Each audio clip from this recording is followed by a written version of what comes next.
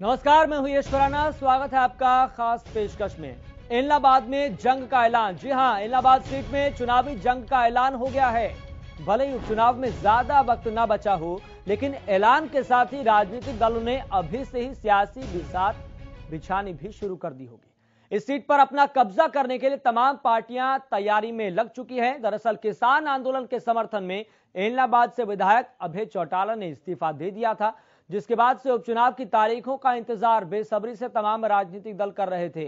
और आज चुनाव आयोग ने इलाहाबाद सीट से चुनाव की घोषणा कर दी है। 30 अक्टूबर को इलाहाबाद सीट पर उपचुनाव होगा और किसकी किस्मत पर इलाहाबाद के लोग मुहर लगाते हैं, इसका ऐलान 2 नवंबर को किया जाएगा। यह सीट हर लिहाज से जरूरी है। एक और जहां अभय चौटाला ने किसानों के समर्थन में इस्तीफा दिया था और अब भी किसान आंदोलन लगातार जारी है। ऐसे में उपचुनाव में जीत और हार में किसानों की अहम भूमिका रहेगी। लेकिन उससे अहम यह जानना होगा कि कौन सा राजनीतिक दल किस नेता को इस सीट से चुनावी मैदान में उतारेगा। तो सबसे महत्वपूर्ण जानकारी प्रदेश के लिए यह है कि इलाहाबाद की तारीखों का ऐलान कर दिया गया है कि इलाहाबाद उपचुनाव कब होगा। तो यहां पर स्केड्यूल भी तय कर दिया गया है कि इन सूरमाओं को उपचुनाव में तमाम राजनीतिक दल उतारेंगे। ये भी जानना बेहद महत्वपूर्ण है। लेकिन आप ये समझिए कि अब तारीखों का ऐलान हो गया है तो प्रदेश में खास तौर पर इलाहाबाद उपचुनाव को लेकर चुनावी बिसात भी बिछनी शुरू हो जाएगी और इसको लेकर अब तमाम राजनीतिक दलों की तरफ से एक दूसरे पर टिप्पणियां भी की जाएंगी। ये स्वाभाविक है, ये लाजमी है, इस बात में कोई दो राय नहीं।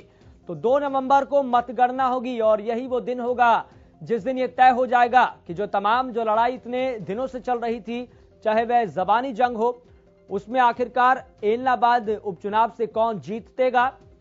और आखिरकार उससे भी पहले की बात यहां पर यह है कि उम्मीदवार कौन होगा, यानी कि कौन सा राजनीतिक दल, कौन सी राजनीतिक पार्टी इस सीट के लिए अपना कौन सा उम्मीदवार उतारेगी। और ये लाजमी है, स्वाभाविक है कि अब प्रदेश की राजनीति में एक नई तरह की सियासत देखने को मिलेगी। चूंकि तमाम राजनीतिक दल बेसब्री से इंतजार कर रहे थे कि इलाहाबाद उपचुनाव की तारीख क्या होगी, इसका ऐलान कब किया जाएगा। लेकिन अब इंतजार खत्म हो गया है, चूंकि तारीखों का ऐलान चुनाव आयोग ने कर दिया है। और अब तारीखों के ऐलान के साथ ही अब प्रदेश में सियासी गर्मियां बढ़ना भी लाजमी है।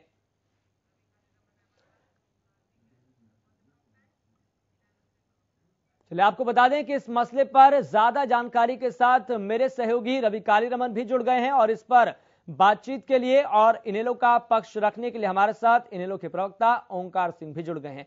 ओंकार जी, सबसे पहले आपका बहुत बहुत स्वागत है हरियाणा न्यूज पर।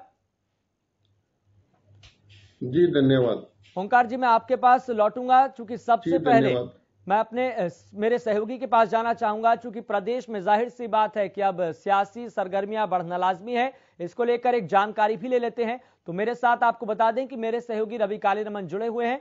रवि कालीरमन, जाहिर सी बात है कि प्रदेश में सियासी गर्मियां बढ़ना लाजमी है, लेकिन उससे भी ऊपर की बात यहां पर यह है कि कौन सा राजनीतिक दल अपने उम्मीदवार को इस मैदान में उतारेगा। बिल्कुल यश, देखिए जिस प्रकार से इलाहाबाद उपचुनाव का जो ऐलान हुआ है, काफ़ी अपने आप में एकदम से ही जो ऐलान जो इलेक्शन कमीशन ऑफ इंडिया की तरफ से किया गया है, तो इसमें हालांकि ज़्यादा समय बचा नहीं है, क्योंकि 8 तारीख तक जो है अपने नॉमिनेशन फाइनल करने हैं। 8 अक्टूबर में 10 से 12 दिन बचे हैं।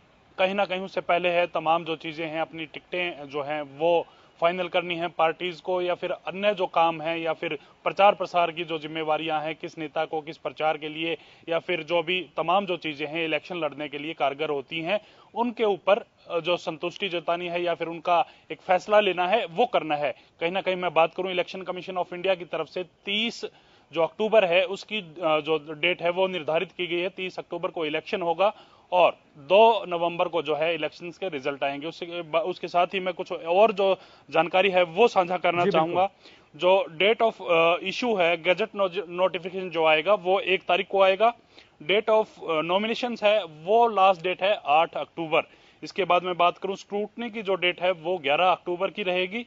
और डेट ऑफ विड्रॉल कैंडिडेट्स, जो कैंडिडेट अपना नामांकन वापस लेना चाहते हैं, उसकी तिथि है ये है 13 अक्टूबर। तो 30 अक्टूबर को इलेक्शन, 2 अक्टूबर को रिजल्ट दी, तो पूरा कार्यक्रम जो है इलेक्शन शेड्यूल है। और कहीं ना कहीं उसके साथ ही जो तमाम पार्टियां हैं, जिस प्रकार से इनेलो लगातार आरोप लगाती हुई आ रही थी कि बीजेपी पे कहीं ना कहीं जो सरकार है वो इलेक्शन नहीं कराना चाहती, क्योंकि 26 जनवरी तक का जो समय दिया था जो अभय सिंह चौटाला हैं, उन्होंने साफ कहा था कि अगर सरकार किसानों की बात नहीं मानती 26 जनवरी तक, उसके बाद वो है अपना इस्तीफा सौंप देंगे। 27 जनवरी को वो विधानसभा ट्रैक्टर के साथ पहुंचे और अपना इस्तीफा जो है स्पीकर ज्ञानचंद गुप्ता है उनको सौंप दिया था। कहीं ना कहीं किसानों के समर्थन में इस्तीफा था। लगातार जो कयास यही लगाए जा रहे थे कि इसके बावजूद इस इस्तीफे के बाद तमाम जो अन्य जो पार्टियां हैं, उनके जो विधायक हैं, जो निर्दलीय विधायक हैं, उन पर प्रेशर पड़ेगा। कहीं ना कहीं ऐसा कुछ देखने को तो नहीं मिला, लेकिन अभय सिंह चौटाला ने जिस प्रकार से घोषणा की थी अपना इस्तीफा सौंपने की, उन्होंने अपना इस्तीफा सौंप दिया। उसके बाद जो है सीटें घटकर जो है विधानसभा की जो मेंबर्स थे वो घटकर 89 हो गए। 90 सदस्यों की विधानसभा है हरियाणा की। ऐसे में लगातार 6 महीने के दौरान जो है इलेक्शन करवाना होता है। कहीं ना कहीं कोविड इसके आड़े आया और तमाम जो चीजें थी, तो इलेक्शन डिले होता होता करीब 9 महीने के आसपास पहुंच गया। अब हाल ही में इलेक्शन कमीशन ऑफ इंडिया ने ऐलान कर दिया है। अब देखने वाली बात यह होगी कौन सी पार्टी किस चेहरे पर दाव खेलती है। कहीं ना कहीं बीजेपी जेजेपी गठबंधन के साथ चुनाव लड़ने का ऐलान कर चुकी है कि हम जो चुनाव हैं वो लगातार से ही कह रहे हैं कि एक जो होकर जो है इलेक्शन लड़ा जाएगा। जिस प्रकार से बड़ौदा बाई इलेक्शन उनके द्वारा लड़ा गया, तो एक कैंडिडेट दोनों पार्टियों की तरफ से साझा होगा। इनेलो की तरफ से अभय सिंह चौटाला या उनके बेटे को पर दाव खेला जा सकता है, ये भी देखने वाली बात होगी। और कहीं ना कहीं कांग्रेस की मैं बात करूं तो बीजेपी के जो नेता थे पवन बेनीवाल, वो हाल ही में जो है कांग्रेस उन्होंने ज्वाइन करी है। बिल्कुल रवि, यहाँ पर यही देखने वाली बात होगी कि कौन सा राजनीतिक दल अपने किस उम्मीदवार को इस मैदान में उतारेगा। रवि, आपके पास लौटेंगे, चूंकि हमारे साथ खुद इनेलो के प्रवक्ता ओंकार सिंह जुड़ गए हैं। ओंकार जी, सबसे पहले आपका बहुत बहुत स्वागत है हरियाणा न्यूज पर। इसी के साथ ही सबसे पहला यहाँ पर सबसे महत्वपूर्ण सवाल यही है कि अब तो आप संतुष्ट हैं कि इलाहाबाद उपचुनाव की तारीख का ऐलान कर दिया गया है? मैं सबसे पहले मैं रिक्वेस्ट करूंगा, पीछे से ना आपके स्टाफ की कुछ आवाजें आती हैं, प्लीज वो ना आए। जी बिल्कुल, मैं अपनी टेक्निकल टीम से आग्रह करूंगा कि जो भी दिक्कत आ रही है उसको दुरुस्त किया जाए। बहुत बेसब्री से चुनाव का इंतजार कर रही थी जी, क्योंकि ये चुनाव आम चुनाव नहीं है। ये चुनाव आने वाले हरियाणा के भविष्य की राजनीति की दशा और दिशा दोनों निर्धारित करेगा। बीजेपी और जेजेपी पार्टी तो ये चाहती थी कि चुनाव ना ही हो, क्योंकि ना तो उनके पास कैंडिडेट है, ना कोई आधार है उनका। आज किसान उनको गांव में नहीं घुसने दे रहे। चौधरी अभय सिंह चौटाला ने 26 जनवरी को अपने वायदे के अनुसार अपना इस्तीफा स्पीकर महोदय को सौंप दिया था। उसके 6 महीने के अंदर चुनाव होने थे, लेकिन ये सरकार चुनाव कराने से कतरा रही थी। लेकिन फिर भी बहुत अच्छी बात है, इन्होंने चुनाव डिक्लेयर तो किया, चुनाव होना निश्चित तो हुआ।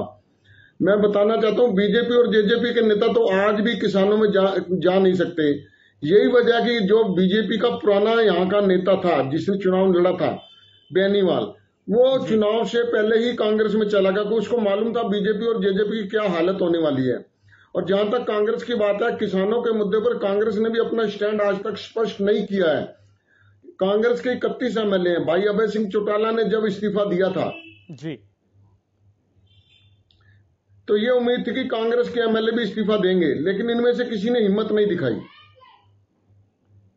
लेकिन इस इस्तीफे देने को लेकर तो यहाँ पर राजनीतिक तौर पर देखा जा रहा है, इसे किसान भी कह रहे थे कि भैया ये तो अपना वोट बैंक बनाने के चक्कर में इस्तीफा दिया गया है कि हम किसानों के साथ हैं, किसानों का कंधा है, आपकी बंदूक है।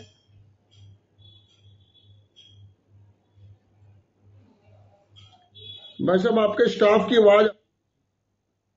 जी, मैं एक बार फिर से अपनी टेक्निकल टीम से आग्रह करना चाहूंगा, अपील करना चाहूंगा कि जो भी तकनीकी दिक्कतें आ रही हैं उसको टेक्निकल टीम दुरुस्त करे। जी ओंकार जी, बिल्कुल। ओंकार जी, सवाल यही है कि किसान भी लगातार ये कहते हुए नजर आ रहे थे कि अभय चौटाला ने इस्तीफा इसलिए दिया है चूंकि अपनी राजनीति चमकाना चाहते हैं, और वो समझाने की कोशिश कर रहे हैं कि मैं तो किसानों के साथ हूं, पार्टी किसानों के साथ है। लेकिन यहां पर देखने को ये मिल रहा था कि किसानों का कंधा है और इनेलो की बंदूक है। देखो, किसी भी किसान नेता ने, किसी भी किसान ने यह बात नहीं कही। हाँ, विपक्षी दलों के पेट में दर्द जरूर हुआ। जहां तक भाई अभय सिंह चौटाला की बात है, पहले दिन से किसानों के साथ में है। आपको पता होगा कि टिकरी बॉर्डर और सिंगू बॉर्डर पर एक एक हॉस्पिटल भी चल रहा है कोविड के कारण।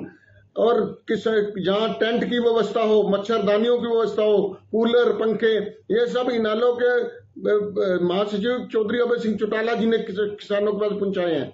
और हमें पूरा विश्वास है ये इम्तिहान की घड़ी किसानों के लिए भी है। किसान भी ये डिसाइड करेंगे कि आने वाले समय में हरियाणा में क्या होना चाहता है। किसान को मालूम है कि कांग्रेस ने बिल्कुल साथ नहीं दिया इस किसान आंदोलन में। कांग्रेस सिर्फ 31 एमएलए होते हुए भी किसी एमएलए ने इस्तीफा नहीं दिया। और अगर ये 31 एमएलए होते हुए एक एक एमएलए एक एक दिन जाके अगर इनके साथ धरने पर बैठते तो इनकी हौसला अफजाई होती। लेकिन इनेलो का प्रत्येक कार्यकर्ता किसान है, किसान के साथ भी है, किसान है भी और किसान के साथ रहेगा। जहां तक अन्य पार्टियों की बात है, बीजेपी और जेजेपी को तो यहाँ पे एक कैंडिडेट मिलने वाला नहीं है। हमें बहुत अच्छा लगा कि आज चुनाव की घोषणा हुई। किसानों के निर्णय लेने का भी समय आ गया अभय चौटाला ने इस्तीफा दिया था और जब उसी दौरान सत्र भी चल रहा था तो सत्र के दौरान कांग्रेस ये कहती हुई नजर आ रही थी कि इस्तीफा देने से क्या हुआ, कम से कम जो हम अविश्वास प्रस्ताव लेकर आए थे, तब की मैं बात कर रहा हूं, उन्होंने कहा था अविश्वास प्रस्ताव लेकर आए थे तो इस्तीफा उनको नहीं देना चाहिए था, कम से कम समर्थन कर देते, पता लग जाता। क्या फायदा हुआ इस्तीफा देने से? देखो, इस्तीफा देने से कांग्रेस के अविश्वास प्रस्ताव पर कोई फर्क नहीं पड़ने वाला। कांग्रेस के पास अगर 46 एमएलए का समर्थन नहीं था तो ये अविश्वास प्रस्ताव लाया ही क्यों गया? ये तो दोबारा से संजीवनी दे दी 6 महीने के लिए सरकार को। कांग्रेस को पता था उसके पास कोई समर्थन नहीं है, फिर ये इस्तीफा, ये अविश्वास प्रस्ताव लाने की जरूरत क्या थी? अगर कांग्रेस सही मायने में लेकिन किसानों के हक में कार्य करना चाहती है, जनता के हक में कार्य करना चाहती है, हुआ क्या? तो इसके अगर इस्तीफा न दिया होता तो अभय चौटाला देते। किसानों की आवाज विधानसभा में बुलंद कर पाते, आवाज को बुलंद कर पाते। इस्तीफा देने से क्या हुआ? दोबारा से इलेक्शन हो रहा है, दोबारा से उम्मीदवार खड़ा होगा, दोबारा से पैसा खर्चा जाएगा, यही हुआ ना?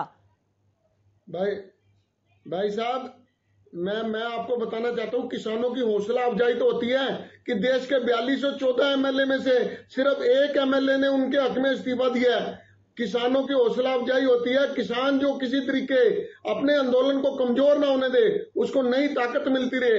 इस इस्तीफे की वजह से भी किसानों के आंदोलन को एक नई जान प्राप्त हुई और उसका साहस बढ़ा किसानों का।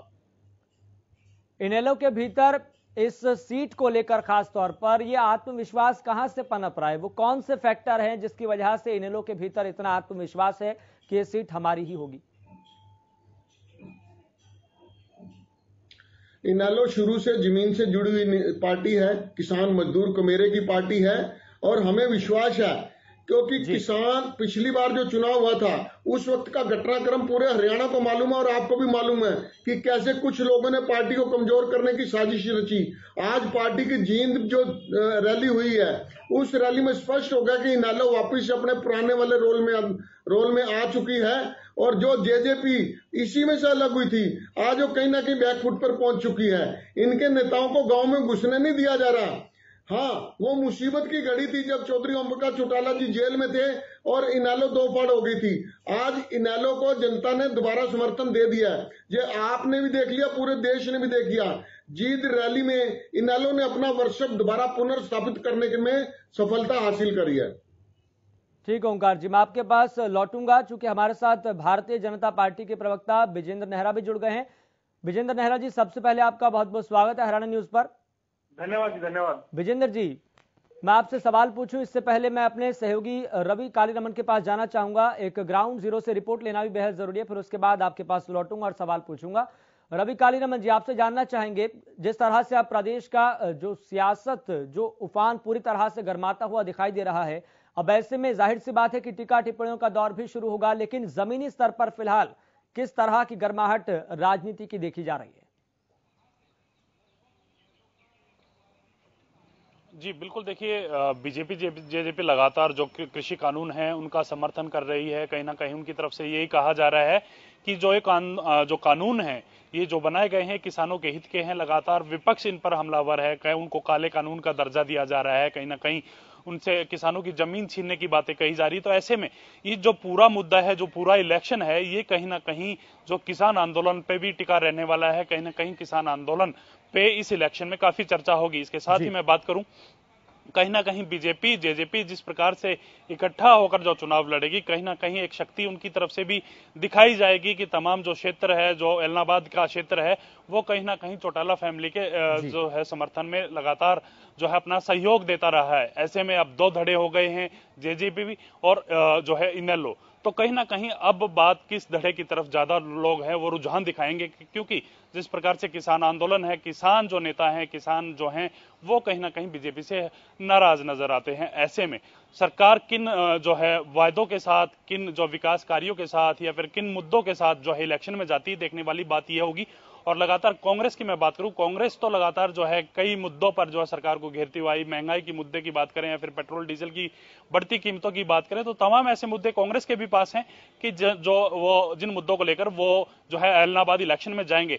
हालांकि फिलहाल की जो स्थिति ये है कि कहीं ना कहीं ये जो इलेक्शन जो एलनाबाद का होने वाला है, काफी रोमांचक इलेक्शन होने वाला है, क्योंकि इसमें मैं बात करूं इनेलो की तरफ से ताल ठोकी जाएगी, कांग्रेस की तरफ से ताल ठोकी जाएगी और बीजेपी जेजेपी की तरफ से त्रिकोणीय मुकाबला देखने को ये एलनाबाद इलेक्शन का मिल सकता है। जी चले रवि, बहुत बहुत शुक्रिया जानकारी साझा करने के लिए और ये बताने के लिए कि फिलहाल प्रदेश में जो सियासत का जो प्रतिशत है वो कितनी तेजी से आगे बढ़ता हुआ दिखाई दे रहा है। अब मैं जाना चाहूंगा वापस, हमारे साथ भारतीय जनता पार्टी के प्रवक्ता विजेंद्र नेहरा भी जुड़ गए हैं।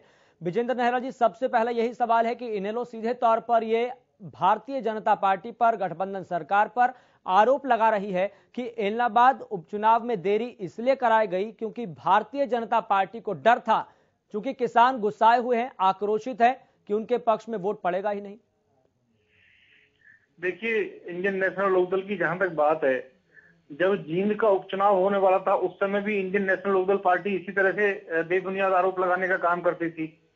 उस समय भी ये लोग दम भरते थे कि हम लोग, हमारी अपनी सीट है और फिर से जींद के अंदर हम जीतेंगे। आप सबको ध्यान होगा कि जींद के अंदर इनकी जमानत जब्त हुई थी बुरी तरह से और इनको उम्मीदवार नहीं मिला था। जिस उम्मीदवार को टिकट दी थी उसने टिकट वापस दे दी थी और इन्होंने एक निर्दलीय उम्मीदवार को अपना उम्मीदवार बना लिया था। इसी तरह की जींद जैसी बुरी हालत इनकी यहाँ पे इलाहाबाद में होने वाली है। ये भी इनेलो की सीट थी और इनके हाथों से जाएगी और भारतीय जनता पार्टी और जेजेपी मिलकर चुनाव लड़ेंगे और इस सीट को बहुत भारी बहुमत से जीतेंगे। और जहां तक किसानों की ये बात करते हैं, ये विश्वास कहां से आ रहा है, ये आत्मविश्वास कहां से पनप रहा है? किसान तो आपके खिलाफ हैं, गांव के बाहर बोर्ड तक लगा दिए गए हैं कि बीजेपी और जेजेपी नेता वहां पर आ नहीं सकती। आत्मविश्वास कहां से आ रहा है या फिर हवाई बात है? देखिए, ये पूरी तरह से आत्मविश्वास है, किसानों के आशीर्वाद से है। आज जो देश और प्रदेश का सामान्य किसान है वो भारतीय जनता पार्टी के साथ में है और उनके आशीर्वाद से जगह जगह हमारी सरकार बन रही है। हरियाणा प्रदेश है, देश और देश के अन्य प्रांतों। अब मैं आपको बताऊं, जो लोग इस तरह की हरकतबाजी कर रहे हैं वो सिर्फ राजनीतिक पॉलिटिकल मोटिवेटेड जो लोग हैं या इनेलो कांग्रेस से जुड़े लोग हैं, वही इस तरह की हरकतबाजी कर रहे हैं। आप नाम उठा के देख लीजिए, जब जब विरोध होता है बीजेपी जेजेपी नेताओं का, तो उनमें मैं नाम लेके आपको बता सकता हूँ। अगर मेरे फरीदाबाद के अंदर विरोध किया था किसी ने दुष्यंत चौटाला जी का, तो कांग्रेस पार्टी के कई बार विधायक रहे, 5-6 बार पूर्व मंत्री रहे करण सिंह दलाल जी ने किया था। तो इनके नेता ही विरोध करते हैं। आम किसान तो अपने खेत में लगा हुआ भारतीय जनता पार्टी के साथ है और जिस दिन नतीजे आएंगे मैं आपको बिल्कुल विश्वास के साथ कह सकता हूँ, अगर भारतीय जनता पार्टी के साथ अगर प्रदेश का किसान है तो कल प्रदेश भर के अलग अलग जिलों में, अलग अलग तहसीलों में, खंडों में जो इतना प्रदर्शन हुआ, बंद करने की कोशिश की गई, तो फिर ये कौन लोग थे? देखिए, मैं आपसे अगर पूछना चाहूं कि देश भर के अंदर 625 से अधिक जिले हैं, आप मुझे 25 जिलों के नाम बता दीजिए जहां पे ज्यादा जिले हैं सर। 625 नहीं है, देश भर में 700 से ज्यादा जिले हैं। मैं चलिए 700 से ज्यादा आप मान लीजिए। आप मुझे कोई 25 जिलों के नाम बता दीजिए जहां पे भारत बंद सफल रहा हो। बुरी तरह से लोगों ने, अब देखिए आपने एक वीडियो देखा होगा बड़ी तेजी से जो वायरल हो रहा है कि कैसे जबरदस्ती। अंबाला जिला पहले नंबर पे। ओंकार जी मैं आपके पास आऊंगा। देखिए सुनिए, सबसे पहले मैं बताना चाहूंगा, कल एक वीडियो बड़ी तेजी से वायरल हो रहा था। जबरदस्ती दुकानदारों से जब दुकान बंद कराई तो उन्होंने तो खुद कहा दुकानदार ने कि अगर आप जबरदस्ती कर रहे हैं तो इसका मतलब भारतीय जनता पार्टी को आप मजबूत करने का काम कर रहे हैं। जो आम आदमी है, जो गरीब आदमी है, जो दलित है, शोषित है, पीड़ित है, वंचित है, जो आम किसान है, वो भारतीय जनता पार्टी के साथ। और जो दबंग लोग हैं, जो दादागिरी कर रहे हैं, गुंडागर्दी कर रहे हैं, ऐसे लोगों से छुटकारा पाने के लिए सरकार ने इनेलो को, जो जनता है हरियाणा प्रदेश की, आज इनेलो 17 साल से सरकार में क्यों नहीं है आप मुझे बताइए? इसीलिए तो नहीं है कि ये लोग धक्काशाही करते थे, गुंडागर्दी करते थे, जबरदस्ती कंपनियों के सामने गड्ढे खुदवा देते थे, उगाही करने का काम करते थे, भ्रष्टाचार करते थे, परिवारवाद इनके अंदर। ठीक है वीरेंद्र, मतलब आप मान रहे हैं ये किसान नहीं थे और ये बंद जो बुलाया गया था इसकी जगह पूरी तरह से पॉलिटिकली मोटिवेटेड था। ठीक है ओंकार जी जवाब दीजिए। ठीक है विजेंद्र जी, ओंकार जी जवाब दीजिए। देखिए, बात ये नहीं है कि वोट जनता किसको डालेगी किसको नहीं डालेगी, ये तो विषय के घर में है। लेकिन मैं ये पूछना चाहता हूं कि आज अगर बीजेपी जेजेपी वहां पे जाएगी चुनाव में, तो अपना एजेंडा क्या लेके जाएगी, क्या दिखाएगी जनता को, किसानों को क्या कहेगी, क्या विश्वास लेके जाएगी, ये तो बता दें। आपको किसान गांव में घुसने तक तो दे नहीं रहे, आप चुनावी मुद्दा क्या लेके जाओगे? इनालों के पास तो बहुत से चुनावी मुद्दे हैं। आपने भ्रष्टाचार, बेरोजगारी, महंगाई, ये कितने मुद्दे हैं। और तो और कमेटी नगर निगम में एनडीसी लेने के लिए पैसे देने पड़ते हैं, म्यूटेशन के लिए पैसे देने करते हैं, भ्रष्टाचार खत्म करने वाले। और यहां तक कि अंबाला के गृह मंत्री जो जाकर गुड़गांव और फरीदाबाद में छापा मारते हैं, अंबाला कैंट में आकर नगर परिषद का हाल देख ले, अंबाला कैंट की तहसील देख ले, अंबाला शहर की तहसील देख ले। इनको चिराग तले अंधेरा, यहाँ का नजर नहीं आता। इनालों के पास तो बहुत से मुद्दे हैं चुनाव के लिए, बीजेपी कौन से मुद्दे को लेकर चुनाव में जाएगी? ओंकार जी, मैं आपसे ये भी जानना चाहूंगा, किसको उम्मीदवार बनाएंगे? ओपी चौटाला ही रहेंगे या फिर बदला जाएगा? देखिए, ये तो पार्टी सुप्रीमो का काम है, पार्टी ऊपर की जो हमारी मीटिंग है उनका काम है। जिसको भी पार्टी उम्मीदवार बनाएगी, हमें पूरा विश्वास है इस पर रिकॉर्ड मतों से इनालों का प्रत्याशी वहां से विजयी होगा। और यहीं से देश की राजनीति की, प्रदेश की राजनीति की दशा और दिशा यहीं से पता लगेगी। और ये बीजेपी जेजेपी वाले जो ज्यादा उछलते हैं ना इनालों के, इनको इस चुनाव के बाद पता लग जाएगा, सब बैठ जाएंगे आराम से। साबुन की झाग देखी ना आपने, साबुन की झाग की तरह बैठेंगे अब ये। ठीक है विजेंद्र जी, किन मुद्दों के साथ जाएंगे जनता के बीच में, या फिर थोड़ा मुश्किल होगी? देखिए, भारतीय जनता पार्टी की विकास को लेकर के, सुशासन को लेकर के, ईमानदारी को लेकर के, पारदर्शिता को लेकर के जो पहचान हरियाणा प्रदेश और देश में है, उसी को लेकर के हम चुनाव में जाएंगे। और जहां तक इनकी बात है, मैं बताना चाहूंगा कि बार बार थर्ड फ्रंट की जो बात कर रहे थे, वो रैली में एक बार भी थर्ड फ्रंट और तीसरे मोर्चे का जिक्र नहीं कर पाए। क्यों? क्योंकि नेता जो बुलाए थे वो आए नहीं, जो आए थे वो भी रिजेक्टेड, हारे हुए, नकारे हुए अपने अपने प्रदेश में लोग थे। दूसरा, जो पार्टी, ओंकार जी आपके पास जो पार्टी, आपके बीच में नहीं बोला था मैं, ओंकार जी मैं आपके पास, ओंकार जी मैं आपके पास आज भी, देखिए, जो पार्टी आज भी एक 90 साल के बुजुर्ग के सहारे चल रही हो, तो पता चलता है कि युवा तो उस पार्टी में नकारा और बेकार हैं। जो पार्टी आज भी एक 90 साल के बुजुर्ग के सहारा लेकर के चल रही हो, उनको चुनाव में उतारने की बात कर रही हो, उनकी आज उनकी आराम करने की उम्र है। और देखिए, ये मेरे ओंकार जी, जब जींद का उपचुनाव था तब भी ऐसी बड़बोली और बहुत बड़ी बड़ी बात करते थे। ओंकार जी ढूंढे नहीं मिले, फिर जींद में इनकी जमानत जब बड़ौदा उपचुनाव में तो आप भी बड़ी बड़ी बातें कर रहे थे। उम्मीदवार इनका था, इनके उम्मीदवार को विजेंद्र जी, बड़ौदा उपचुनाव में तो आप भी बड़ी बड़ी बात कर रहे थे। एक सामान्य से कार्यकर्ता ने धूल चटाने का काम किया जींद के अंदर, और भारतीय जनता पार्टी और बड़ौदा उपचुनाव की कौन बात करेगा? मजबूती से जीतेगी और इनको बुरी हार देनी जो सफलता के उदाहरण है वो तो गिनवा रहे हैं, लेकिन बड़ौदा उपचुनाव में, बड़ौदा उपचुनाव की बात कौन करेगा? बड़ौदा उपचुनाव में बीजेपी कह रही थी ना, खुद सीएम ने ये कहा था कि हमारा सामान्य सा कार्यकर्ता हरा देगा, लेकिन क्या हश्र हुआ? देखिए, बड़ौदा उपचुनाव की मैं अगर बात करूं तो 60,000 से ज्यादा मत लेके भारी हमारा और कांग्रेस पार्टी का मुकाबला था। इनेलो तो उसमें 0 पर रहेगी, उसकी तो जमानत जब्त होगी, और जमानत भी कई बार जब्त हुई है चुनाव में, तो इनका तो कोई मुकाबला ही नहीं है। कांग्रेस पार्टी का मुकाबला बहुजन समाज पार्टी से है। बहुजन समाज पार्टी ने 2019 के चुनाव में 3% वोट ली थी, इनको 2% वोट मिली थी। तो इनका मुकाबला बहुजन समाज पार्टी से आगे निकलने का है कि कैसे 3% से आगे बढ़े। सत्ता में आने का इनको कोई इरादा नहीं है। दूसरा, जिस पार्टी का ना राज्यसभा में कोई सदस्य है, ना लोकसभा में, ना विधानसभा में ले दे के एक विधायक बनाया था, वो भी नहीं रहेगा।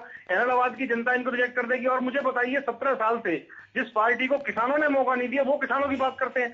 जिस पार्टी ने कन्हैया कांड में खुलेआम किसानों पर गोली चलवाई, उनको शहीद करने का काम किया, ऐसे व्यक्ति किसानों का नाम लेते शर्म आनी चाहिए लोगों को। दूसरा, एक भी और बात आपको बताना चाहूंगा, ओम प्रकाश चौटाला जी हम गए थे, उनको किसानों ने मंच तक नहीं दिया, माइक तक नहीं दिया।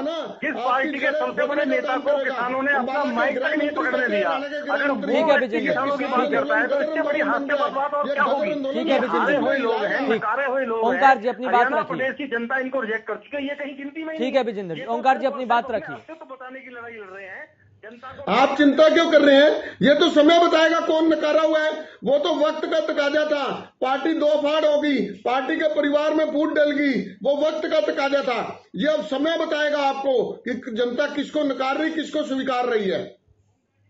आप किसान, आप पंचायत के चुनाव करवा नहीं पा रहे हैं। आपको पता है पंचायत चुनाव में आपकी बहुत तगड़ी हार होने वाली है। ओपी चौटाला तो ये कह रहे थे कि हम थर्ड फ्रंट के जरिए एक ऐसा राजनीतिक दल बनाएंगे जो बीजेपी को कहीं ना कहीं चारों खाने चित कर देगा। लेकिन थर्ड फ्रंट का तो 25 सितंबर की रैली में, 25 सितंबर के आयोजन में जिक्र तक नहीं हुआ। ये बात तो सत्य है, मैंने पूरे ये बात तो सत्य है। भाषण सुने, कहीं जिक्र कौन सा थर्ड फ्रंट? देखो, यहाँ तक कि डिप्टी सीएम ने ये कह दिया, भैया मैं तो फर्स्ट फ्रंट में बैठा हूँ, मैं सेकंड और थर्ड फ्रंट की बात नींव रखी जानी थी। एक दिन में इतनी बड़ी बड़ी चीजें नहीं बनती हैं, इसको समय लगता है। 25 सितंबर की रैली में जो नेता, विपक्ष के नेता आए, एक नींव रखी गई है। अब आप देखिए जल्द ही देश और प्रदेश के परिप्रेक्ष्य में। विजेंद्र जी आपके पास लौटूंगा, देखिए एक एक करके बात रखेंगे तो दर्शक भी बेहतर तरीके से सुन पाएंगे। विजेंद्र जी मानते हैं सियासत उफान पर है, लेकिन इस मंच का सही तरीके से उपयोग करिए और एक एक करके अपनी बात रखिए। मानते हैं कि इलाहाबाद उपचुनाव का ऐलान हो गया है, सियासी सरगर्मियां हैं और अपनी अपनी राजनीतिक दलों में इस तरह की अब बातें चलेंगी कि हमने जीतना है, साख का सवाल है, नाक का सवाल है, लेकिन एक एक करके बात रखिए। ओंकार जी बात रखिए। विजेंद्र जी आपके पास आऊंगा। ओंकार जी बात रखिए, कौन सा थर्ड फ्रंट? मेरे भाई विजेंद्र नेहरा जी बहुत समझदार आप प्रवक्ता हो, बीजेपी के सीनियर प्रवक्ता हो। आप समझ से काम करो, इतना भड़कने की जरूरत नहीं। ये जनता अपना चुनाव का जो भी ऐलान है वो कर देगी। 2 नवंबर को आपको पता लग जाएगा। आपको तो वहां पे अपना उम्मीदवार नहीं मिलेगा, ये हमारी गारंटी है। और जहां तक इस चुनाव की बात है, इस चुनाव में इनेलो किसानों के साथ जो जनता में आज जनता जिस बुरी मार से, महंगाई की मार से पिट रही है, पेट्रोल डीजल कहां पहुंच गया और 400 रुपए से गैस का सिलेंडर 1000 पर पहुंचने वाला है। इन सब मुद्दों को लेकर जनता इनेलो जनता के बीच में जाएगी और हमें अपने पे पूर्ण विश्वास है, अपने कार्यों पे विश्वास है कि जनता इस बार इनेलो को भारी बहुमत से जिताएगी, जो इनकी चूल्हे हिलाने का काम करेगा। विजेंद्र जी आपको लग रहा है कि ओपी चौटाला के दोबारा से मैदान में आने के बाद, रिहा होने के बाद बीजेपी की मुश्किलें और जेजेपी की मुश्किलें बढ़ सकती हैं क्या? किन फैक्टर्स पर, किन आधार पर, जो भी रखेंगे तथ्यों के साथ बात रखें जी। मैं बताना चाहूंगा आपको कि ओंकार जी बड़े भाई हैं, बहुत समझदार प्रवक्ता हैं, लेकिन आज वो मुद्दों की बात इसलिए नहीं कर पा रहे हैं कि उनको वो सच्चाई छुपाना चाह रहे हैं। असलियत तो ये है कि आप मुझे बताइए चौटाला साहब गए कहां से? चौटाला साहब भले ही जेल गए थे, लेकिन चाहे 2014 के चुनाव की बात हो, 2019 के चुनाव की बात हो, उस चुनाव के समय तो आके प्रचार पहले भी करते रहे हैं। तो चौटाला साहब का तो पहले कोई प्रभाव नहीं पड़ा।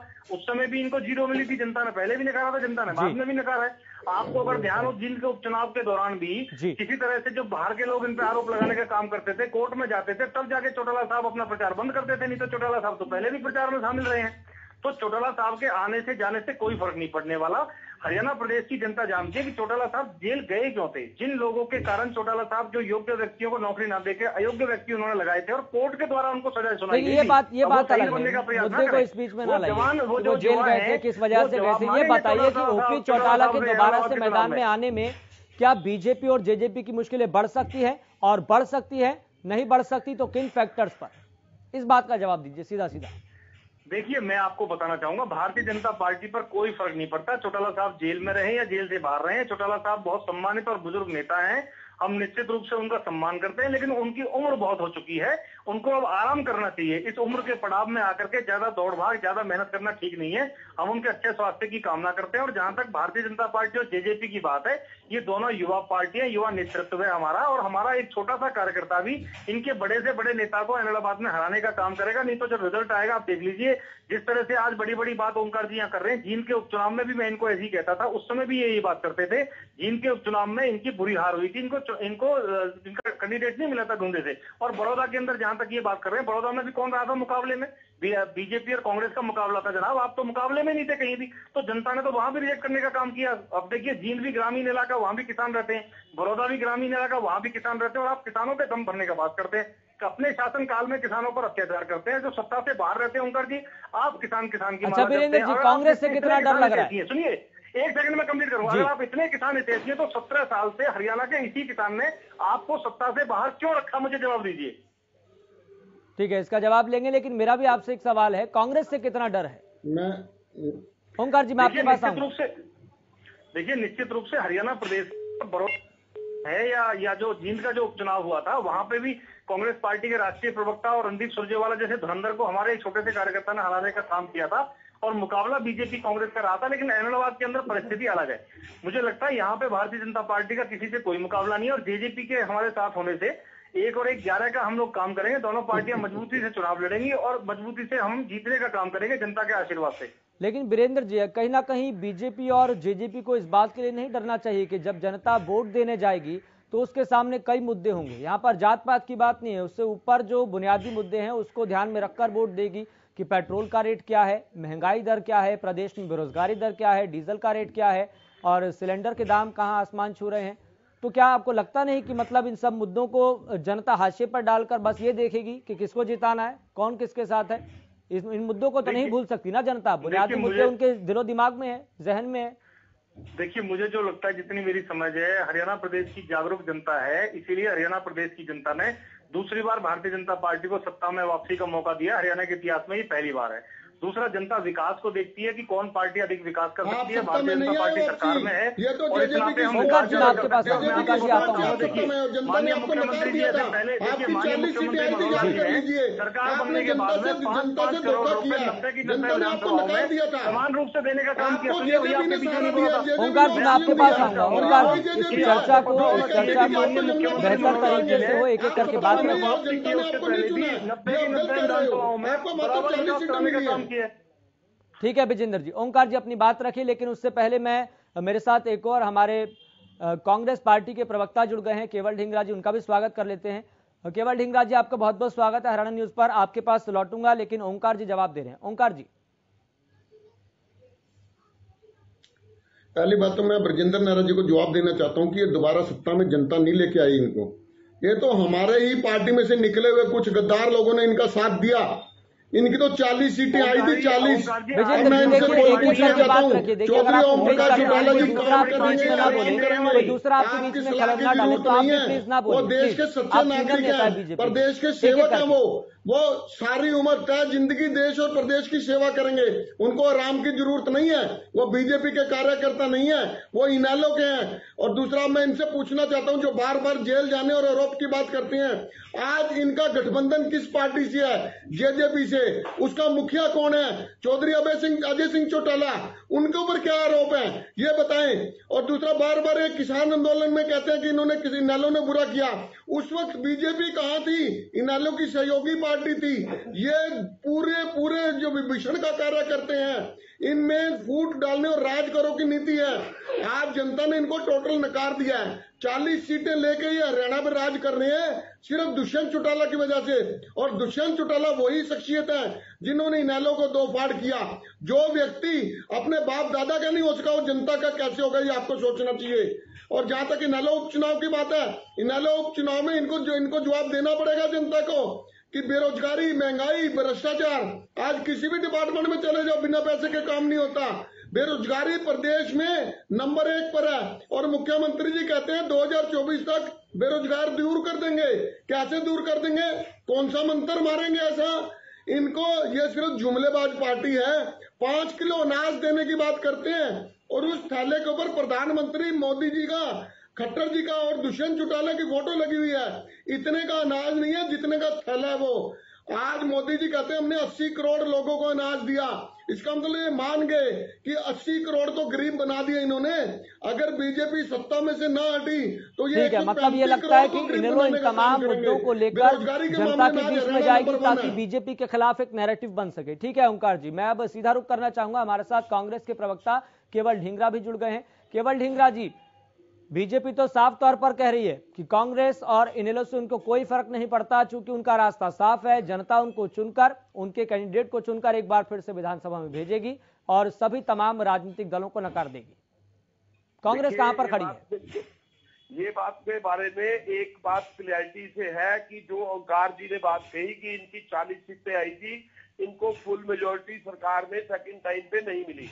दूसरी बात यह है कि अभी इससे पहले एक उपचुनाव हुआ था हरियाणा के अंदर, जिसमें इंदु राज नरवाल जो है सोनीपत से बड़ौदा सीट से जीत के आए। और वो सीट जो थी वो इन्होंने पूरा दमखम लगाया कि हम ये सीट जीतेंगे, लेकिन ये उसमें इनको बीजेपी को हार का मुंह देखना पड़ा। अब बात आ गई ये वाली एलनाबाद सीट की। आपको ये मैं एलानिया कहता हूँ, बीजेपी तो इस सीट पे 100% हारेगी, 101% हारेगी। जिस तरह से किसानों को के हाल कर रहे हैं। 10 महीने से किसान सड़कों के ऊपर बैठा है। जिस तरह से प्रदेश का हाल कर रहे हैं, 2,50,000 करोड़ का कर्जा हरियाणा के ऊपर चढ़ा दिया। एक भी कोई काम, कोई भी एसेट, कोई भी इंफ्रास्ट्रक्चर हरियाणा में नहीं आया। सिर्फ झूठ बोलने की राजनीति, सिर्फ आदमियों को आपस में लड़ाने की राजनीति जो है वो भाजपा करती है।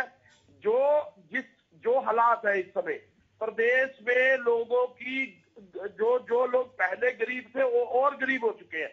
जिनके बिजनेसमैन थे उनके बिजनेस ठप हो चुके हैं।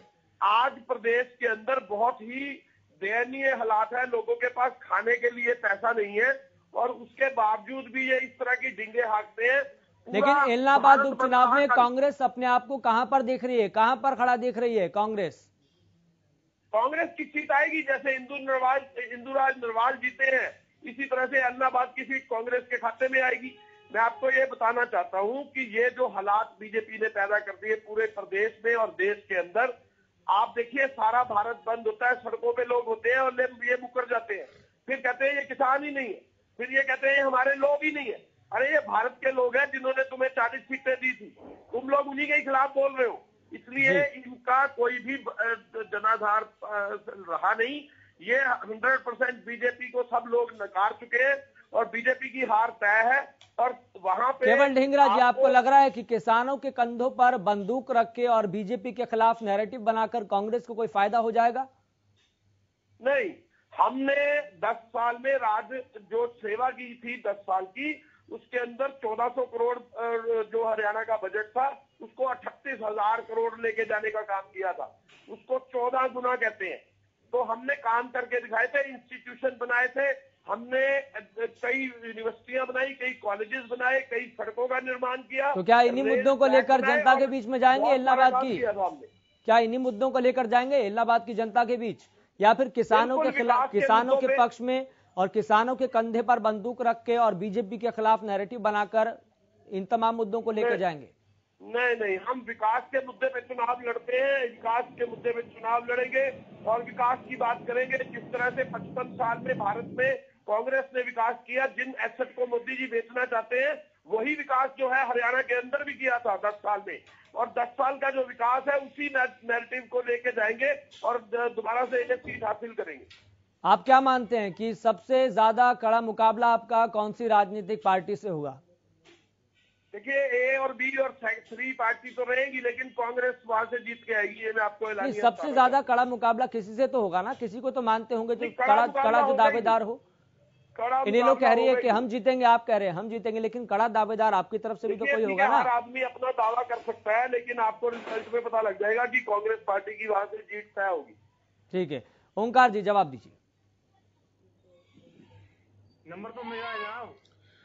मेरे भाई, मैं तो ये बताना चाहता हूँ, जब पूरे प्रदेश में इनेलो की स्थिति बहुत खराब थी, इनेलो बिल्कुल धरातल पर आ गई थी क्योंकि उसके परिवार के कुछ सदस्यों ने धोखाधड़ी करी थी। जब उस वक्त भी इनेलो जीत कर आई थी इलाहाबाद से, तो आज की स्थिति तो आपको मालूम है। आज इनेलो ने जींद रैली में अपने आप को पुनर्स्थापित कर दिया है। ये देश और प्रदेश सब ने देखा है, आपने भी देखा है। आज अगर कोई बंदा कहता है इनेलो कमजोर है, तो यहाँ तो उसकी समझदारी कमजोर है, जहाँ उसकी आंखें बंद है। और जहां तक बीजेपी जेजेपी का सवाल है, इनको तो गांव में घुसने तक नहीं दे रहे किसान। हम किसानों के साथ हमेशा रहे हैं। हमें इलाहाबाद की जनता पर पूर्ण विश्वास है। इलाहाबाद की जनता को मालूम है चौधरी अभय सिंह चौटाला जी वहां से कितनी बार जीते हैं, कितने कार्य किए हैं। आज भी अगर इलाहाबाद में कोई चुनाव होता है तो चौधरी अभय सिंह चौटाला जी के नाम से वोट पड़ते हैं, चौधरी ओम प्रकाश चौटाला जी के नाम से वोट पड़ते हैं। जो ये अपने अपने दावे कर रहे हैं, इनके दावों की हवा जल्दी निकल जाएगी, कोई दूर नहीं है। 2 नवंबर तक की बात है, मुश्किल से 1 महीना पड़ा हुआ पता लग जाएगा। जो ये बातें करते हैं किसान आंदोलन की, और किसान आंदोलन के बारे में आज 10 महीने हो गए हैं, 700 से ज्यादा किसान शहीद हो गए हैं। और ब्रजेंद्र नायरा जी की पार्टी को किसान नजर ही नहीं आते हैं। ये कहते हैं सड़कों पे किसान ही नहीं है। आप चिंता ना कीजिए, आप पंचायत चुनाव कराइए, आपको पता लग जाएगा किसान कहाँ है कहाँ नहीं है। ये किसान आपको किसान अगर कमल की फसल लगा सकता है तो कमल की फसल उजाड़ेगा भी किसान ही। गृह मंत्री जी कहते हैं अब ये आंदोलन गदर बन चुका है। उनको याद होना चाहिए 1912 में गदर आंदोलन जब चला था तो गदरी बाबू ने अंग्रेजी शासन की चूल्हे हिला दी थी। आज यही गदर आंदोलन जिसको ये कह रहे हैं वो हरियाणा में बीजेपी जेजेपी की चूल्हे हिला देगी। और ये जो हमारे दुष्यंत चौटाला जी हैं इन्होंने 10 सीटें जो ली थी इसलिए ली थी कि इनको यमुना पार छोड़ के आएंगे। अब किसी को क्या पता था उन्हीं की गोदी में जाके बैठ जाएंगे। ये जनता हर एक चीज का हिसाब लेगी, समय आएगा, आप निश्चिंत रहिए, समय आने पे ठीक है ओंकार जी, विजेंद्र जी जवाब दीजिए। आपने दोनों प्रवक्ताओं की बात सुनी, यहाँ पर ये तो तय हो गया है, ये तो स्पष्ट हो गया है कि दोनों जो विपक्षी पार्टियां हैं वो सीधे तौर पर बीजेपी के खिलाफ नैरेटिव बनाने की कोशिश करेगी ताकि बीजेपी के पक्ष में वोट पड़े ही नहीं। और दूसरी तरफ बीजेपी के सामने एक बड़ी चिंता ये भी है, इसको मानना पड़ेगा, भले आप तसल्ली देते रहे, किसान खिलाफ है बीजेपी जेजेपी के। देखिए एक बात तो तय हो चुकी है कि आज भारतीय जनता पार्टी के अपोजिशन में मिलके कांग्रेस और इनेलो एक तरह से मिली हुई है, क्योंकि हमेशा अभी कुछ दिन पहले तक एक दूसरे पे आरोप लगाते रहे हैं कि आप बीजेपी की बी टीम हो। कांग्रेस इनेलो को कहती है, इनेलो कहती है कांग्रेस को कि आप बीजेपी की बी टीम हो। यानी ये दोनों मान चुके हैं कि ए टीम तो बीजेपी है, बी टीम की लड़ाई इन दोनों को लड़नी है कि वो बी टीम कौन सी बनेगी। यानी आपको जवाब देने का मौका दिया था, बीच में ना बोलिए। ओंकार जी और केवल ढींगरा जी आप दोनों से आग्रह है और विजेंद्र जी आपसे भी आग्रह है, जब किसी दूसरे को मौका दे तो बीच में ना बोले। बोलिए विजेंद्र। अभी आप बहुत लंबा बोले हो दोनों भाई साहब, अभी मैं आपके विजेंद्र जी बोलिए, सुन लीजिए।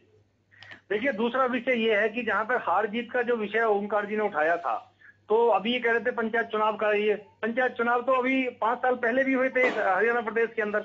लगभग 6500 पंचायतों में से लगभग 6000 पंचायतों में भारतीय जनता पार्टी के जो नुमाइंदे और समर्थक जो हमारे थे वो जीत के आए थे। दूसरा कीजिए आज की जब किसान सड़कों पे आज की बात कीजिए, आपको बोलने का मौका दूंगा, सुनिए बीच में ना बोलिए। 2014 से जो हमारी विजय यात्रा शुरू हुई है, 2014 में सबसे पहले हम लोकसभा का चुनाव जीते, फिर विधानसभा का चुनाव जीते, फिर पंचायत का चुनाव जीते, फिर नगर निगम का चुनाव जीते, उसके बाद जीत का उपचुनाव जीते, उसके बाद में फिर सारी नगर निगम में फिर से हम चुनाव जीते। और अभी 2019 के अंदर जिस तरह से लोकसभा और विधानसभा के अंदर फिर से जनता ने आशीर्वाद हमें दिया है।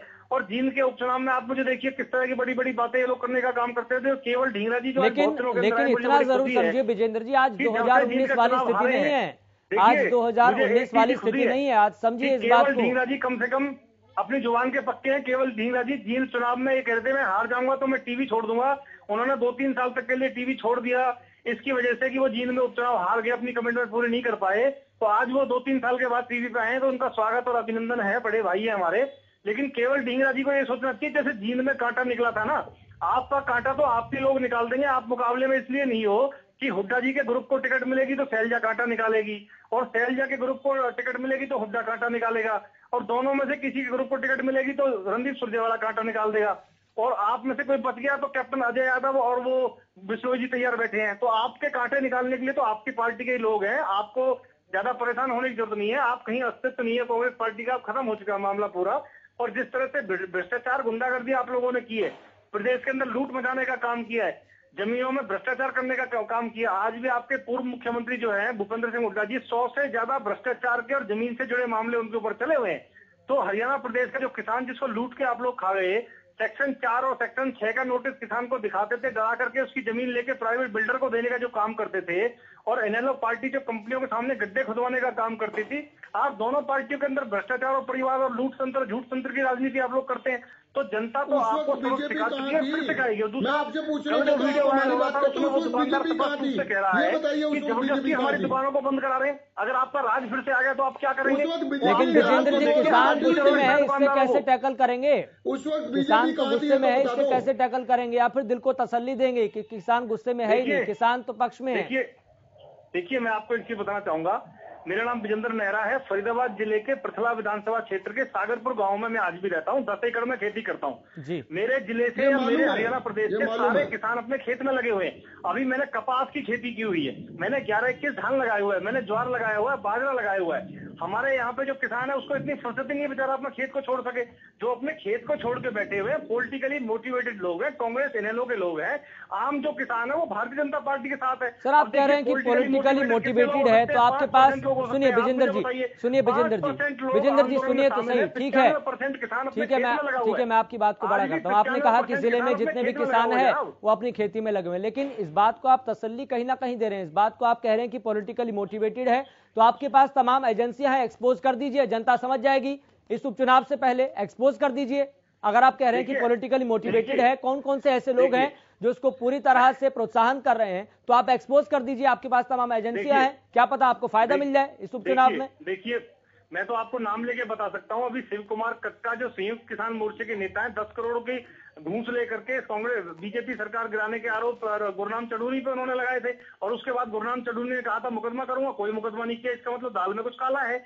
और इनके गुरनाम चढ़ूनी आज संयुक्त रूप से कहते हैं कि भाई अगर आपने कानून वापस ले लिया उसके बाद भी आंदोलन खत्म नहीं करेंगे। क्यों? क्योंकि किसान को चुनाव लड़ना चाहिए। उन्होंने पंजाब के अंदर बाप पार्टी बनाई है, भारतीय आर्थिक पार्टी, जो 117 सीटों पर विधानसभा चुनाव लड़ेगी। और ये पहले भी गुरनाम चढ़ूनी 2 चुनावों में अपनी जमानत जब्त करा चुका है। राकेश टिकैत 2 चुनावों में जमानत जब्त करा चुके हैं। योगेंद्र यादव चुनावों में जमानत। विजेंद्र जी ने ये भी तो कहा था ना कि किस मंशा के तहत हम चुनाव लड़ना चाहते हैं, क्योंकि जिनको हम चुनकर भेजते हैं वो तो हमारी आवाज बुलंद करते नहीं है, इसलिए अब किसान को अपनी पार्टी बनानी पड़ेगी। ये भी तो मंशा जाहिर की थी ना कि जिनको हम चुनकर भेजते हैं वो ना विधानसभा में हमारी आवाज उठाते हैं, ना वो संसद में हमारी आवाज उठाते हैं। तो आज किसान को यही नौबत आएगी और क्या करेगा। देखिए मुझे आप बताइए, तो इनको तो चाहिए अपनी पार्टी बनाए, चुनाव लड़े। किसान के कंधे का इस्तेमाल क्यों कर रहे हैं, भोले वाले किसान का इस्तेमाल। आप मुझे बताइए, भारत सरकार ने 5 दिसंबर 2020 को लिखित प्रस्ताव भेज दिया कि आपकी सभी मांगों को मानने के लिए हम तैयार हैं। उसके बावजूद आप मानने को तैयार नहीं। इसका मतलब आपका मुद्दा असली चुनाव लड़ना, राजनीति में आना है। आप राजनीति में भी आइए, आपका अधिकार, आप चुनाव भी लड़िए, लेकिन भोले वाले किसान के कंधे का इस्तेमाल मत करिए, किसान को बदनाम मत करिए। जिस तरह से बहन बेटी। विजेंद्र जी आपको क्या लगता है कि सबसे कड़ा दावेदार और किससे, कौन सी पार्टी से आपका मुकाबला होगा? विजेंद्र जी बीजेपी का कौन सी पार्टी से कड़ा मुकाबला होगा, क्या मानते हैं? आपने मेरे से कहा। जी बिल्कुल विजेंद्र जी, आपसे सवाल है कि बीजेपी क्या मानती है कि उनके सामने कौन सी ऐसी पार्टी है जो उनको कड़ी टक्कर दे सकती है? देखिए जनता के आशीर्वाद से भारतीय जनता पार्टी इस चुनाव में पूरी तरह से विजय होगी। और ये खुद कहते आए हैं कि ये बी टीम है बीजेपी की, ये तय करें कि बी टीम किसको बनना है। ए टीम तो भारतीय जनता पार्टी ही रहेगी। और जनता के आशीर्वाद से, ओंकार जी जवाब दीजिए। आशीर्वाद से हम चुनाव जीतेंगे, बड़े बड़े अंतर से चुनाव जीतेंगे। ठीक है ओंकार जी जवाब दीजिए। इनका मुकाबला भाई साहब किसी से भी नहीं है, ये मैं आपको बता रहा हूँ। ये बताए ना बताए, इनका किसी से मुकाबला नहीं है, तो बिल्कुल मुकाबले से बाहर है। और जहां तक मेरे भाई बात करते हैं, एक तरफ तो ये कहते हैं जो सड़कों पर बैठे हैं वो किसान नहीं हो, किसी न किसी पार्टी से संबंधित हैं। दूसरी तरफ ये अपनी बात में विरोधाभास दिखाते हैं। ये कहते हैं भोले भाले किसानों को कांग्रेस और इनेलो प्रयोग कर रही है। इनकी अपनी बात, कम से कम अपनी बात को तो ना बदलो, अपनी बात पे तो कायम रहो। एक तरफ आप कहते हो कि किसान है ही नहीं, जो असली किसान है वो बीजेपी के साथ है, वो खेतों में काम कर रहा है। दूसरी तरफ आप कह रहे हो कि भोले वाले किसानों को आप प्रयोग कर रहे हो। इनका मुकाबला किसी के साथ नहीं है वहां पे। ये तो सब बिल्कुल क्लियर बात है। जब इनेलो बिल्कुल धरातल पर थी तब ये सीट जीती थी हमने, ये याद रखना। और ये सीट आम सीट नहीं है, ये सीट प्रदेश की राजनीति में एक नया आयाम कायम करेगी। और इस सीट के बाद ही पता लगेगा कि प्रदेश में कौन राज करेगा, कौन सत्ता में रहेगा, कौन सत्ता से दूर रहेगा, कौन यमुना पार जाएगा, कौन गंगा पार जाएगा, ये सीट ही दिखाएगी। ठीक है, हमारे साथ केवल ढींगरा भी जुड़े हैं, कांग्रेस के प्रवक्ता हैं। केवल ढींगरा जी, आपका उम्मीदवार कौन से गुट से होगा, शैलजा गुट से या फिर हुड्डा गुट से? चूंकि ये बात किसी से छिपी नहीं है इसलिए मैंने आपसे सवाल किया है। देखिए ये बीजेपी का प्रपंच है कि वो किसी का गुट बना दे, किसी का वो कांग्रेस का उम्मीदवार होगा और वो जीत के आएगा। दूसरी बात में एक बड़ी चर्चा का विषय था, आपने भी बड़ा जोर से सवाल पूछा लेकिन इन्होंने जवाब नहीं दिया नेहरा जी ने। असल में ये जो 11 दौर की बातचीत ये लोग कर रहे थे, ये किससे कर रहे थे? वो किसान थे, कौन थे वो? ये कहते हैं ये किसान नहीं है, ये नेता है। तो नेता से फिर बात क्यों कर रहे थे? नेता को घर भेज देते। 11 दौर की बातचीत किसानों के उपलक्ष्य में तोमर साहब जो हमारे कृषि मंत्री हैं, जो पीयूष गोयल हैं, जो मंत्री हैं सरकार के अंदर, वो लोग फिर 11 दौर की बातचीत किससे कर रहे थे? इनसे सवाल तो ये बनता है ना। नेहरा जी अपनी बात, विजेंद्र जी मैं आपके पास आता हूं, अपने ऊपर सवाल उठवा लेते हैं। इनको यह बताना चाहिए कि 11 दौर की बातचीत क्यों की थी फिर किसानों के साथ, अगर वो किसान नहीं है तो। केवल ढींगरा जी, मैंने आपसे सवाल ये पूछा था, ठीक है आपने इसमें जोड़ के अपनी बात रख दी, लेकिन सवाल ये था कि कौन से गुट से, हुड्डा गुट से या फिर शैलजा गुट से, उम्मीदवार किसका होगा? कांग्रेस के अंदर, क्योंकि ये बात छिपी नहीं है। देखिए बीजेपी के नेता इस बात को लेकर तसल्ली दे रहे हैं कि किसान हमारे पक्ष में है, और आप इस बात को लेकर तसल्ली दे रहे हैं कि हमारे में गुटबाजी नहीं है। देखिए किसी से छिपी नहीं है। कांग्रेस विकास के मुद्दे पे चुनाव लड़ती है। कांग्रेस की टिकट जो है वो हरियाणा के लेजिस्लेटिव पार्टी और प्रधान जो अपनी रिकमेंडेशन हाईकमान को करता है, सोनिया गांधी जी या राहुल गांधी जी उसके ऊपर मोहर लगाते हैं और टिकट उसको मिलती है। इसमें कोई गुट नहीं आता, कोई कुछ नहीं आता, नंबर 1। नंबर 2, इन्होंने जो गुट बनाए, कोई बनाए गुट कांग्रेस को, कांग्रेस एक बड़ी विचारधारा है, इसीलिए कांग्रेस पार्टी जो है 55 साल से राज करके गई, इसीलिए 55 साल से उन्होंने काम करके दिखाया, इसीलिए जो विकास की क्षेत्र में धारा बही वो कांग्रेस के कार्यकाल में बही। चाहे वो कोई प्रदेश हो, चाहे वो हरियाणा हो, पंजाब हो, दिल्ली हो, पूरा देश हो, सारी जगह पे अगर काम हुए हैं तो वो कांग्रेस के एसेट हैं, जिन लोगों को अभी भाजपा की सरकार बेचना चाहती है। मैंने आपको ये बात पहले भी कही थी, अब भी यही कहता हूँ, जिस तरह से एसेट बेचने लगे हुए हैं, कल में हरियाणा का भी नंबर आएगा, हरियाणा की भी ट्रेनों के ऊपर अडानी ट्रेन लिखा जाएगा। लेकिन क्या इस तरह का नैरेटिव बनाने से कांग्रेस को फायदा होगा? सवाल तो ये बड़ा है ना, क्या इस तरह का नैरेटिव बनाने से कांग्रेस को फायदा हो जाएगा? देखिए, हम किसी का नैरेटिव नहीं बनाते, हम विकास के मुद्दे पे चुनाव लड़ते हैं। कांग्रेस एक सेवा करने के लिए सत्ता में आती है और काम करके दिखाती है। इसीलिए आपको बता रहा हूं, जब लोग अब समझ चुके, किसान भी समझ चुका, बिजनेसमैन भी समझ चुका, ऑफिशियल आदमी भी समझ चुका, जिस तरह से उनकी नौकरियां गई, आज बेरोजगारी चरम सीमा पर, हर लोग समझ गए कि ये पार्टी किस तरह से आई है सरकार के अंदर, जिन्होंने सत्ता के भूखे लोग पैसा खाने के चक्कर में सारे देश का बंटाधार कर दिया, हरियाणा का समेत। ठीक है केवल ढींगरा जी, आपके पास लौटूंगा। विजेंद्र नेहरा जी जवाब दीजिए, आप कुछ कहना चाह रहे थे। देखिए, मैं बताना चाह रहा था आपको कि अभी केवल ढींगरा जी कह रहे थे कि कांग्रेस में गुटबाजी नहीं है। भैया, कांग्रेस के अंदर तो पंजाब में जिस तरह से जूतम प्रचार हो रहा है, राजस्थान में जूतम प्रचार हो रहा है, छत्तीसगढ़ में जूतम प्रचार हो रहा है, और हरियाणा प्रदेश में जो घटनाक्रम चल रहा है वो पूरे देश और पूरी दुनिया को दिखाई दे रहा है। आप मुझे बताइए, क्या अभी भूपेंद्र सिंह हुड्डा जी ने प्रयास नहीं किया कुमारी शैलजा जी को पद से हटवाने के लिए? कितना तगड़ा आपने ड्रामा रचा था। और एक दलित जो आपके प्रदेश अध्यक्ष थे अशोक तंवर जी, बेचारे का सर फोड़ के लट से मार दिया, उनको अपमानित करके अपनी पार्टी से बाहर निकालने का आपने काम किया। और आपकी ही पार्टी ने जींद का उपचुनाव जब आप हारे तो अशोक तंवर ने खुलेआम कहा कि पेड़ पे बैठने वाले व्यक्ति ने ही पेड़ की शाखा को काट दिया।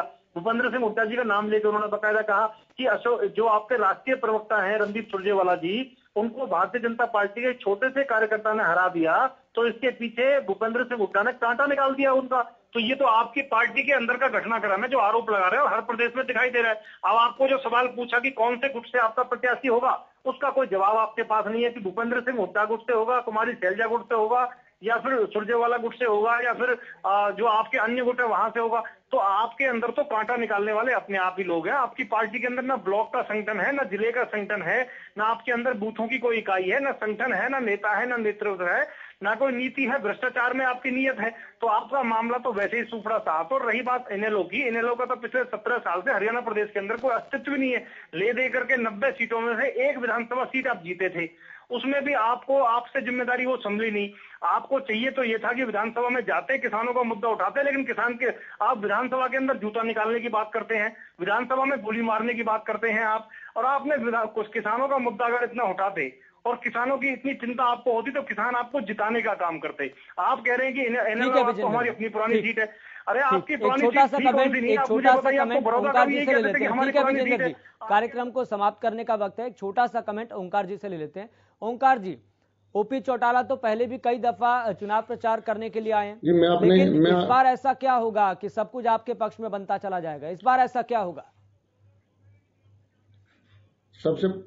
सबसे पहले तो मैं अपने भाई का जवाब देना चाहता हूँ कि ये बीजेपी जेजेपी अगर गैरतमंद होती, जो गैरतमंद होता है, किसी के पिताजी को अगर कोई गाली देगा तो गैरतमंद होगा तो उसको जवाब जरूर देगा। जी, अब मैं बताना चाहता हूँ ये छोटा है जवाब, जल्दी से।